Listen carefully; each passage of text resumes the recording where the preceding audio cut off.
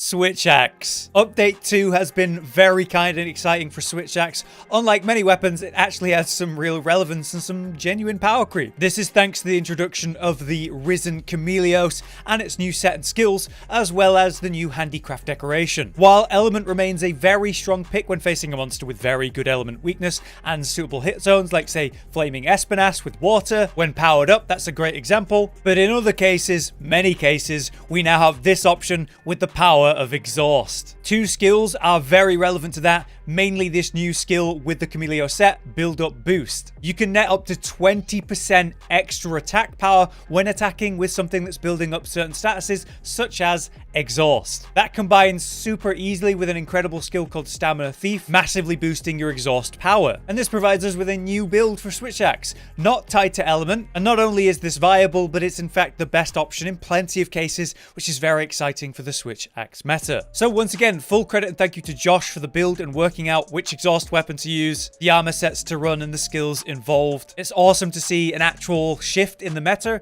and what your options are. Now, as always with these videos and when I'm talking about element builds, I have a disclaimer to give you. We are going to be running one build to run 5 different Switch Axes. So that's one Switch Axe per element. This is for ease of use and to give you a great baseline to work with. As before, there is technically different Switch Axes you could use for different monsters when say they have lower hit zones, and then you would use a lower element and higher statted Switch Axe. But then when we consider the new exhaust Switch Axe option, it's likely better to just run that instead of the alternative. So the idea here is to have 2 main builds and armor sets. One will be the element build with 5 different weapons to swap between, and one will be your exhaust build as a more neutral style of build. Then you could run the element weapon when the monster is super weak to that element and has great hit zones to maximize that, or the exhaust weapon if not. On that note, let's begin with the equipment for the exhaust build. We have the Lunar Helm, Gaia's Chest, the Risen Chameleos Gloves, the Sailor Waist, and of course the Risen Chameleos Legs. The Risen equipment, as mentioned in the intro, has the awesome Build-Up Boost skill, increasing our attack power when attacking with exhaust. Perfect. So creating a build around that will require these skills that we're going to decorate for, we're going to talisman for, and we're even going to armor craft for. You're going to want to make sure you have Weakness Exploit 3,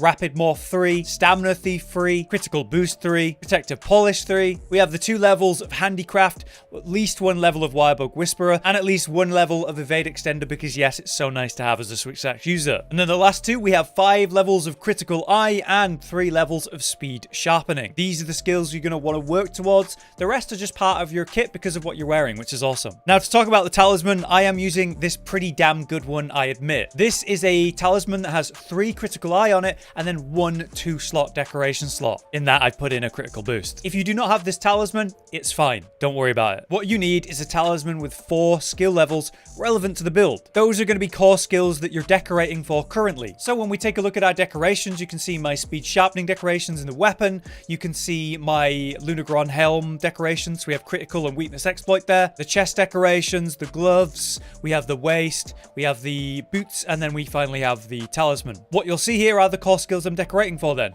Critical Boost, Handicraft, Rapid Morph, and Weakness Exploit. So you could go for something like Rapid Morph with multiple levels and multiple slots. This one has 3 levels of Rapid Morph and a 4 slot. That's 5 potential skill levels right there. In the case of my Critical Eye talisman, that's 3 levels of Critical Eye and then a 2 slot, so an extra level of any skill. In this case, I used it on Critical Boost. So you can do what's best for you and what you have. If you aren't quite reaching 5 levels of Critical Eye, it's fine. It's a minor decrease. Of course, there's another way to get these skills, such as that Critical Eye you might be missing. We have Curious Armor Crafting or Armor Augmenting. Through this, we can get many different skills and benefits on our armor. You could get, say, the Critical Eye that you're missing. I could make my own build even better by looking for the 2 Critical Eye I'm missing. Or I could get a skill that I'm decorating for, such as Handicraft here, Rapid Morph, Evade Extender. These would free up slots that I'm decorating for to then put in, say, Crit Eye or other important skills you might be missing. Of course, it's an RNG system, so I can only give you like what kind of approach you should go for. So I wish you good luck. If you're happy with your build, then you can just get more comfy skills instead, like another level of Evade Extender in this case,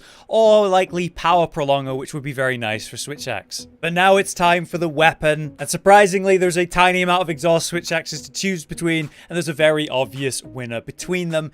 This weapon right here comes from the Ore Tree 2, and it's called the Reconquerus, and is a great option for many reasons. A massive amount of base attack, purple sharpness with a tiny bit of handicraft, 3 1 slots to get get in the perfect amount of Stamina Thief and the 3 slot for a Rampage decoration, which should of course be the Switcher Jewel 3. It's also got Exhaust, which is kind of the point of the build, so that's nice, isn't it? When it comes to weapon augmentation, it's quite simple. We want as much base attack as possible, so we can get plus 15 from having level 3 of attack boost now using 6 of the anomaly slots. As explained then, you want to use this setup when a monster is not super vulnerable to any element. But not just that, it also needs really good hit zones that you can maximize. If it's got a really weak back left claw and you're never hitting that, then it's no point. You could happily use this against monsters in general and not really worry about swapping constantly, even if technically it would be more efficient to use a certain element weapon against a certain monster in rare cases. But if you do want to use what the monster is most weak to and maximize those good hit zones, you're looking to speedrun as fast as possible, then yeah, you do want to use an element build, and we have 5 options for that with the weapons and 1 build to run it all. Our element armor set then that we're going to use for all 5 weapons goes as follows. We have the Flaming Espinath helmet, we have the Silver Wrath chest piece, the Gold Wrath gloves, Anjanath waist, and then the flaming legs. From here though, we're going to want to reach these skills and these levels using decorations, our talisman, and of course armor crafting. We're going to want weakness exploit level 3. We're going to want our element attack at 5. In this case it's water, because water weapon. You're going to want enough handicraft for purple sharpness depending on the weapon. As I will talk about later, it's different for whatever weapon you're using. Protective polish 3 out of 3. Speed sharpening 3 out of 3 for those in combination. Rapid morph, as we're using a switch axe obviously. At least 1 level of evade extender. I happen to have 2 here, but the rest of the skills are found on the armor set, which is awesome again. For our talisman then, you're going to want a talisman with attack boost. 2 levels of attack boost and then a 2 slot or more would be ideal.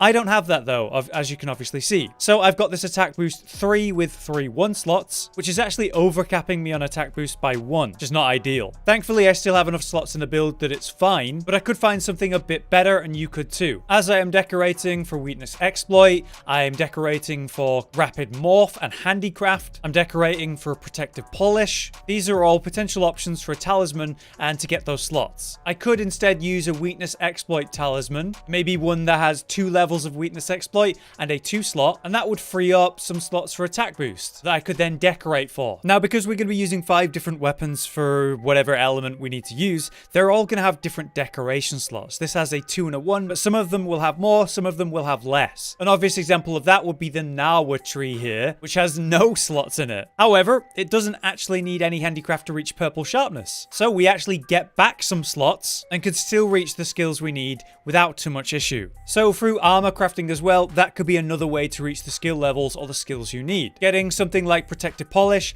handicraft, or even weakness exploit or other core skills would free up decoration slots and further make this easier for you. And hey, not only can you get skills that are relevant to the build to free up slots, but you can also literally increase the size of your decoration slots to then give yourself another skill option. One cool fact about this build though is that you're going to have 1 level of Intrepid Heart just by chance, which will give you a gauge to fill, and when you fill it, you'll have an occasional bit of damage reduction when you take a hit. Not that big of a deal, but certainly nice to have. Now to quickly go over the weapons, which are the same as update 1. We have the Voidbringer Axe here. This is the Almadron Water Switch Axe, the Volcanic Switch or the Magmadron Switch Axe for fire, the Death Senge Switch Axe for dragon, and the Nawa Switch Axe for thunder. Lastly, we do have the Kushala for ice, but this is the only power vial Switch Axe, so you want to use a switcher ramp decoration in that. They all remain great options, but as I mentioned, some of them will need more handicraft than others to reach purple sharpness. That's something you'll need to manage and then maintain throughout a hunt using protective polish, much as before. When it comes to weapon augmentation, it's a great idea to have level 4 of the element boost and level 1 of the attack boost,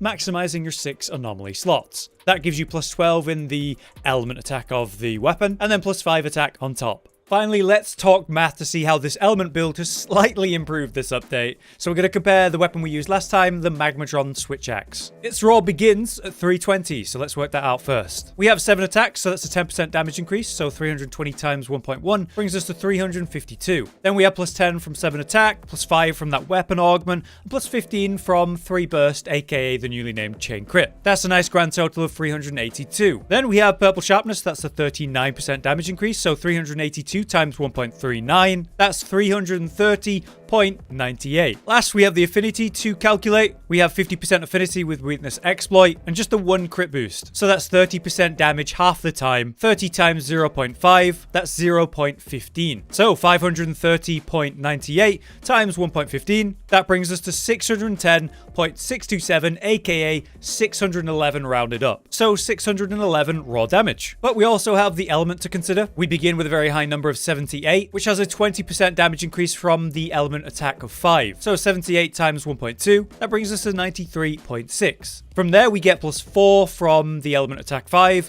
we get plus 12 from our element boost augment, and another 12 from 3 burst. That brings us up to 121.6. Once again, we have purple sharpness for element, that's a 25% damage increase. So 121.6 times 1.25, that's 152 now. Then we have the element exploit of update 1, that's a 10% damage increase. So 152 times 1.1, bringing us up to 167.2. Last up, we have our affinity once again. 50% affinity with 1 crit element. That's an extra 5% element damage half the time. So 5 times 0.5 is 2.5. Meaning 167.2 is times by 1.025. Netting us a grand total of 171.38 element, aka 171 rounded down. So our final numbers for this weapon and set is the raw attack of 611 and the element of 171. Compared to the update 1 build, our old numbers were 607 raw and 169 element. It's a 4 raw increase and just barely a 2 element increase. Certainly less exciting than the exhaust switch axe suddenly being a thing and more relevant in certain fights. But still, it's an important increase to be aware of. Not to forget, you're also going to get extra benefits of this set like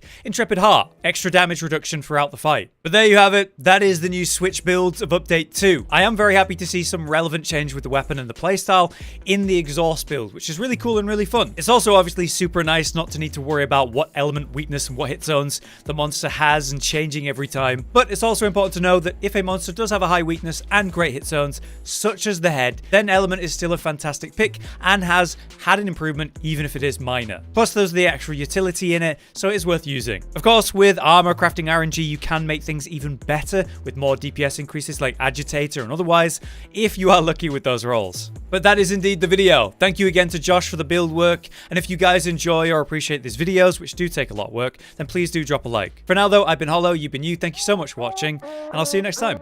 Josh, Cotton, and Hollow with the videos, dropping the humor like a hammer on your tippy toes, bringing entertainment on a daily arrangement to take our insanity and turn it into entertainment. Yes, I said entertainment twice, to reiterate that it is nice to look into your faces on a mostly daily basis when you let us in your homes to make the whole world a stage. Goodbye.